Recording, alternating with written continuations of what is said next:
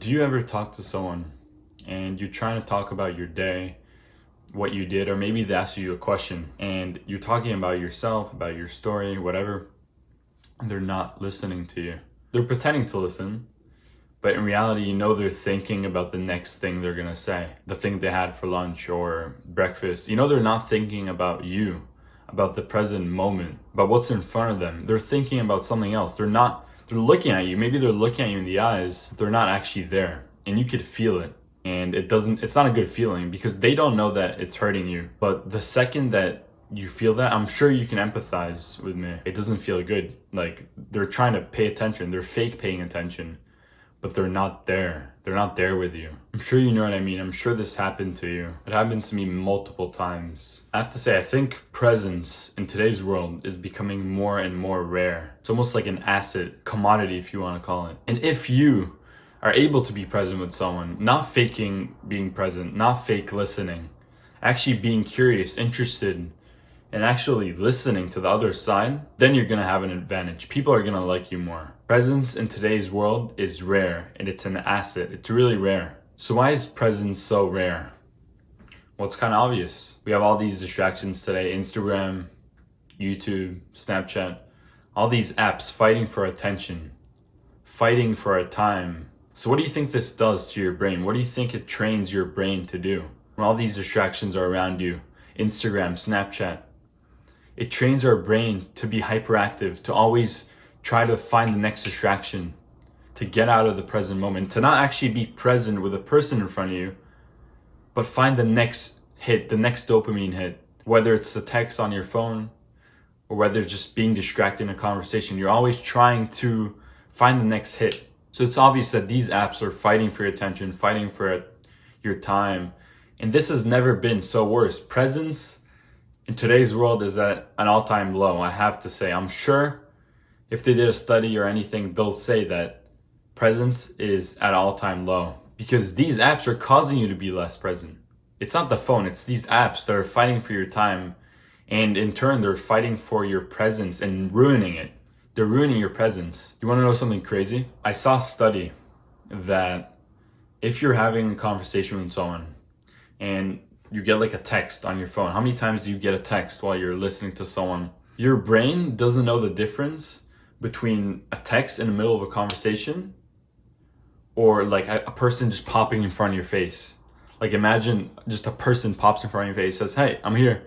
Like listen to me. I got something good to say." So your brain doesn't know the difference. It thinks it's like the most important thing like in the current moment. So how many times do you talk to someone and you get a text and your brain or you feel like it's the most important thing? It is the most important thing over the conversation. How crazy is that? We're prioritizing the phone over a physical person. And what I'm saying, this study, it showed that there's no difference. Like your brain doesn't know the difference between a social interaction on your phone and a real person. It literally thinks there's like a person, another person, right? A third person jumping in front of you and saying, "Oh, listen to me. I got this thing to say," and it's very important. So you don't know the difference.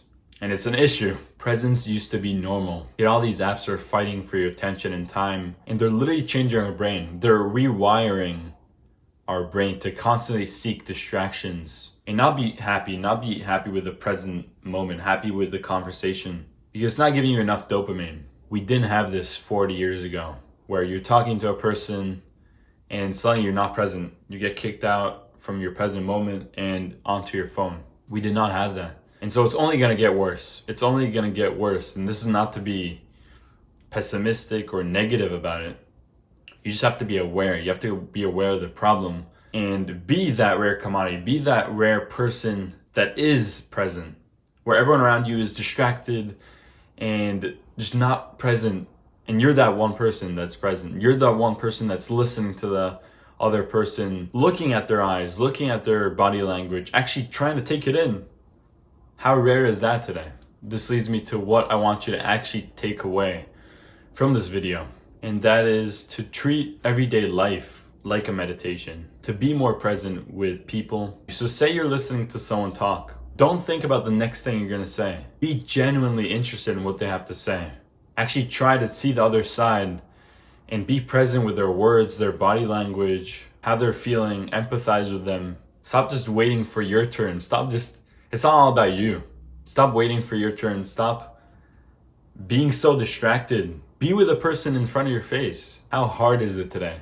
And it is hard. People are showing that it's almost impossible. So I mentioned to treat your whole day like a meditation. What do I mean by that? Well, just like the conversation I talked about. Being in a conversation with a person is like a meditation, because just like in a meditation, you're coming back to the breath, right? Whenever you get lost or your thoughts start kicking in, then you come back to your breath. So same thing in a conversation. Whenever you're listening to someone's words and you think about what you had for lunch, or you think about what you want to say next, come back to their words, come back to what they're telling you. So do this the whole day. This way your meditation skill, your presence skill is gonna skyrocket, right? Right now it's at 0 or like 5. You started meditating. It's not enough. You need to make this a lifelong habit or a day-long habit where you're practicing presence and mindfulness throughout the day. So during conversations, when you're outside, when you're walking outside, notice the trees, notice the things around you. Stop just pulling out your phone whenever you're distracted and whenever you feel that need to get distracted.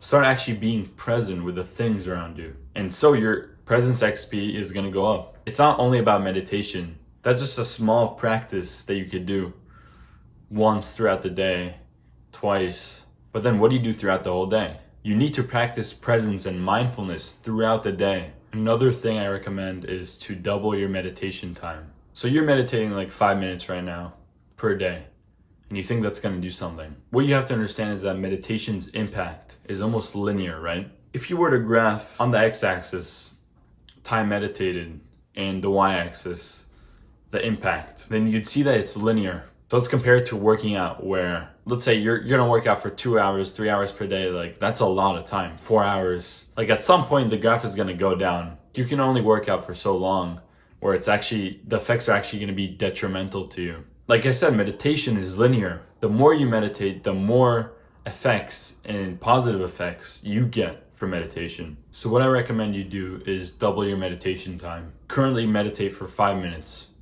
Try meditating for 10. You meditate for 10, try 20. See how it's gonna affect you. Because it is, as I said, linear. So start actually progressive overloading on your meditation time, right? You do it with the gym, you increase your weights, you increase your reps. Start doing it with meditation. And obviously understand that you have only so much time per day. So make it realistic, but don't meditate for 2 hours per day. Like that's a long time. But yeah, I used to meditate 10. Now I do 20. I try to aim for 40. That's my next goal. But really try to meditate more, and your presence is gonna increase. Your presence XP is also gonna increase. Don't expect to get so much results from 5 minutes of meditation. Like it's good to start somewhere, right? And I appreciate that you're starting somewhere, especially if it's a new skill for you, you don't really know about it. You start with 5, that's perfect. That's where we want you to be. But at a certain point, right? You've been meditating for 6, 7 months. It's time to progressive overload on your meditation time. So start doing that. Your presence XP is gonna increase over time. Coming back to where I started this video at, don't let these apps ruin your presence. Your presence is sacred. Your presence is almost like an asset. It's finite. There's only so much of it. Just like willpower, right? You don't have unlimited willpower.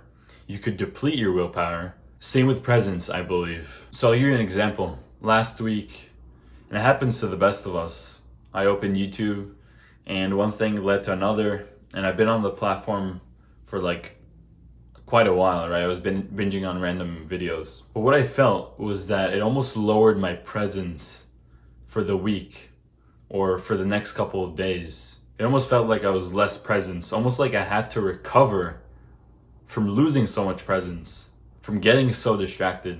So don't expect you to be like 10 hours on TikTok one day and the next day be like a superhero, like productivity god. It's not gonna happen. Your presence is finite. You only have so much of it, so it gets depleted. So think of it like an asset. Don't let these apps, video games, whatever distractions deplete your finite presence, because at the end of the day you're gonna need to recover. So save that presence, save it for productive things, like a conversation, like a good convo, like meditation, like working out, like all these habits that I tell you to do. Save it for those small delayed gratification activities, and then those activities are gonna feel amazing. Those little things, like a small conversation with someone, is gonna be like your highlight of the day. How amazing is that? Instead of that dumb video game or that dumb video on YouTube being the highlight of your day, it's gonna be a conversation that you were so present